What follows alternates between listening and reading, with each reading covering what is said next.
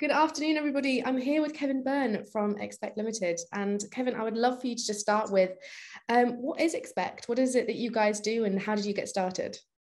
Yeah, sure. Thanks for having me today. It's nice to speak to you. So Expect Limited is a social care provider and a registered charity. We offer a range of social care services across the northwest of England and North Wales to vulnerable people.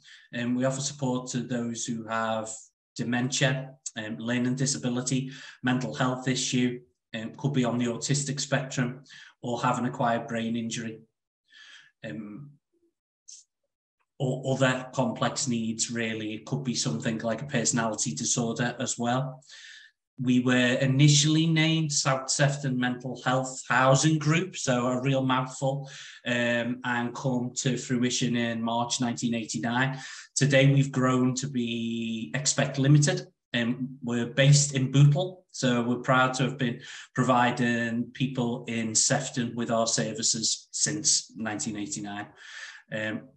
We continue to offer residential supported living and daycare facilities today. Our goal is obviously to reduce social isolation for our service users across the region, to create more opportunities for people we work with, enabling them to become more independent, to flourish, and to ultimately achieve their goals. Wow, fantastic. I mean, 1989 is a long, long time to be around and be established for. I mean, that's brilliant. And in terms of your service users, your ideal customers and things, who is this really geared towards? So as I've already mentioned, adults with a learning disability, mental health issue, right. It could be an acquired brain injury. We get a lot of referrals from doctors, the local authority. Yeah. It could come from parents of individuals. We're very much about having services that are not the traditional residential care home as you would imagine it. So our residential care services at the moment, we have 4 small residential care services across Sefton. They're providing anything from adults who may require personal care, including end-of-life care, right through to help with personalised shopping, getting out and about. They might be looking for job opportunities. They might be looking to just become more independent, how to pay bills, how to learn how to do that, how to engage more in the community. All kinds of why. It's a really wide length, I suppose. Yeah. I mean, brilliant. And I mean, it seems that there's like quite a variety of services, as you've mentioned. But in terms of your own personal journey with Expect, how did you come across working with the charity? I've been in the third sector for 19 years now. Traditional fundraising roles primarily, work for large organisations, small organisations, NHS, even spent time on the Isle of Man. So quite experienced in the sector.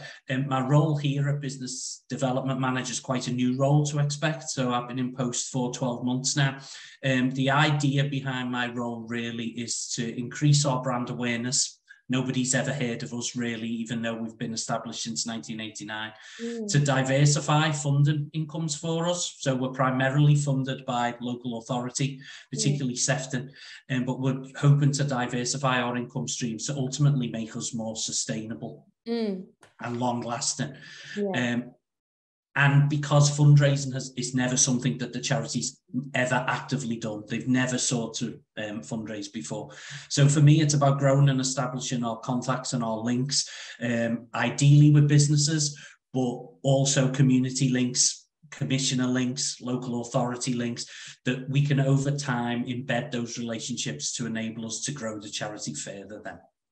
Yeah, wonderful. And I mean, I've met you as well on networking meetings, and obviously now you're taking part in this interview. I mean, I'm sure that you guys have some fantastic links already that you're making with the work that you're doing. Did you say that you've been here for 12 months? Is that right? Yes. So just over a year now. Yeah. So in the sector for 18, 19 years, there's a reason I'm bald, but with Expect for 12 months. Yeah. So it's been a really interesting role. We've looked at things like the website, our brand, why people don't know of us, are we not shouting from the rooftops who we are? There's still a stigma attached to social care, and I think in the past we've been quite reluctant to kind of shout about the great work that we do, but we really do kind of change people's lives, and you know, that it's great to kind of be able to shout about that and to help show people exactly the work we do with individuals. No, incredible. No, the only reason why I picked up on that was because I was wondering, did you see the impact of COVID-19? And did you see all the progress of that? And if you could explain a little bit more about that, because that must have been kind of... Yeah, so we grew quite a lot in 2017, 2018. Yeah. So we grew from a charity that was traditionally Sefton based with Sefton Services, and we acquired services in North Wales, again, doing a lot of the similar work that we do in Sefton. And we acquired Access to Care, which is a service in Bolton that's for looked after children who are on the verge of living independently, but it's very transient, and they might come to stay with us for 2 weeks, 2 months, it could even be 2 years. And we found that our growth of the charity was completely stunted by kind of COVID. So opportunities to commission new work dropped off, tender opportunities fell, and obviously opportunities for us to work with new service users kind of stopped as well. So we were kind of left in a flux, really. We're still only just kind of getting over that. So it's only in the last couple of months that we're starting to see things return to normal, in that new opportunities are out there for us to grow and establish more links, more working environments. Our members found it hard, you know, socially isolated to begin with, and their independence was very much in question because they couldn't go out, they couldn't mix, they couldn't do what they traditionally would do. It hit myself and yourself, I'm sure, hard. So it really had an impact on our service users a lot. We're really proud that our day centre was one of the only places in Sefton that never shut its doors throughout the pandemic, though. So even though we were on really reduced schedules with reduced numbers and reduced activities, there was still somewhere for our service users who accessed the day centre to go. But it was a tough time, as it was for everyone. We're hopefully starting to see light at the end of the tunnel now. Yeah, no, I mean, it's incredible to hear about that journey, and definitely that little thing of having somewhere to go. And it may seem little, but at the same time, it's out of everything, you know, having that knowledge that you can go to somewhere, that the doors are open and people who understand you, they're there to care for you. And it seems like a really, really special just a special environment that you create for people, especially during that time when they really probably needed it. Yeah, I mean, the day centre is just a fun environment to be around. So it's owned and run by Expect. It's in Seaforth. It's the Bowersdale Resource Day Centre. Part of with all of our work is we endeavour to work in full partnership with the community. We try and engage the local community and other charities and other agencies in as much as we can. The day centre is a resource and drop-in centre for Sefton residents, primarily with complex mental health needs. We can also provide services for people out of borough with dual diagnosis, things like that. Activities go on daily. So it could be anything from bingo to gardening. We've just had some funding for a gardening group to set up, which we're really, really encouraged about, that we're starting to see funding start to drip back in. And we're hopefully going to apply for a lot more of those sorts of things. They had a summer fun day recently. They've had a Hawaii barbecue, which the members and service users get involved with.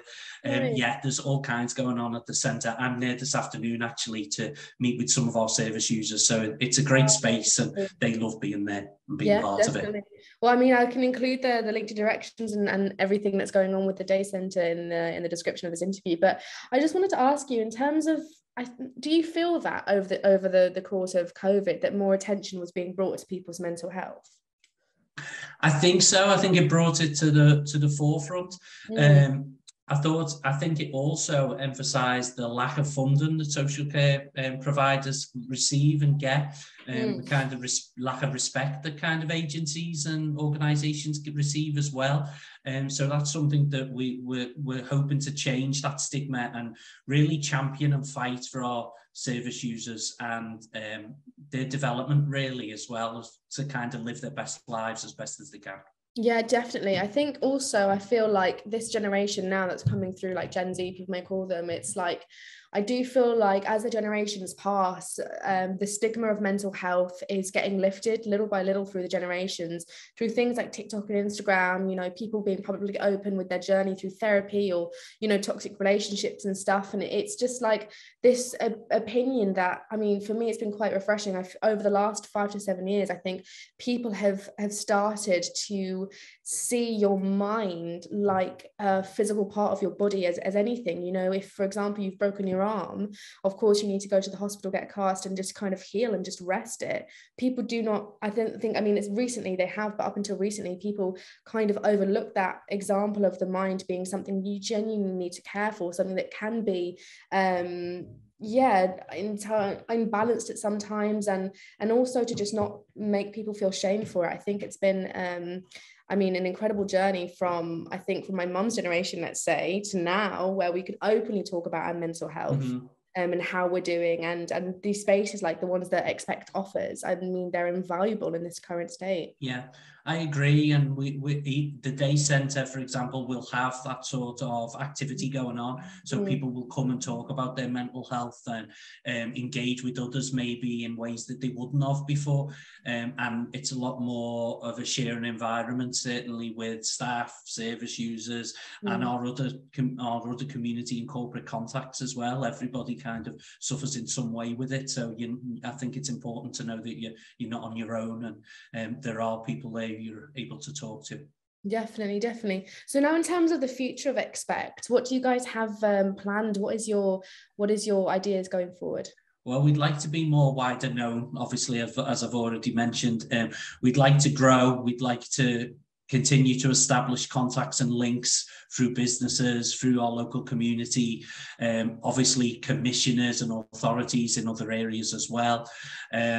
And fundraising is a big key part of it, hopefully, moving forward. So we're next week, actually, we are going to launch our campaign. It's called Against the Odds. So it's a campaign celebration of diversity and disability. Our aim is that it can serve as an example to other people living with a learning disability, that they can achieve their full potential and goals, and, as I said before, live their best life. Against the Odds will take the form of a launch party that we're having at Mamasan. We've teamed up with Mamasan in Liverpool 1 in the city. Some of our service users are going to speak about their examples and their time spent with Expect. And it came from, in the year 2000, a booklet was written talking about Expect and the charity's 10-year anniversary at that time. And it interviewed staff and it interviewed service users and it interviewed people around Expect about what the charity does and what it means to them. And we thought it'd be a great idea to rewrite that booklet. So we've spent the last few months doing that, and the launch will be to launch our new version of our booklet next week. So I've spent a few months going around to each of our services and interviewing our service users, finding out what about them, what their hobbies are, what their interests in lives, and how they find living and working with Expect. Some of our service users have been with us for over 20 years now and featured in the initial booklet. So it's been lovely to go back and kind of retouch base with them and find out what they've been up to and what they've been doing in the 20 years prior to the millennium. Obviously, the world's changed a lot since then. So we're hoping that it's going to be a celebration and hopefully develop more opportunities for our service users to become more independent in whatever ways they want to be. Amazing, wonderful. So it's next Tuesday, I believe. Yeah, so it's 5:30 till 7:30. If anybody's interested in attending, I can give you an email address that they're able to get in touch with and let me know. We're obviously inviting the local business community, and our service users are going to be there along with our staff. Yeah, just to celebrate all things Expect, really. We're nervous because it's the first event of this kind that we've ever done in terms of fundraising or anything like that. So yeah, we're hoping that we'll have a little bit of a raffle and we'll raise some funds on the night as well. But primarily it's about shouting from the rooftops about what Expect does, and also given a case for our service users to show their voice and to speak for themselves about what they think of Expect. Well, amazing. I mean, it sounds like it's going to be a fantastic event, and I will put all the details and everything again in the link now. But yeah, no, Kevin, I'm just conscious of time now, but before we go, I would love for you to just give your opinion on any young person kind of maybe looking to start again in their own business development journey, or, you know, anything to do with the business sector within Liverpool. Do you have any advice that you'd give anybody? Yeah, I think network, really. You're only as good as who you know and what you know, and so those links are invaluable. It's, you know, building and developing that network can only be helpful to you. And yeah, shoot for the stars and don't be put off by going for jobs that you might think is a bit beneath you or a bit below you, or you haven't got the experience for it.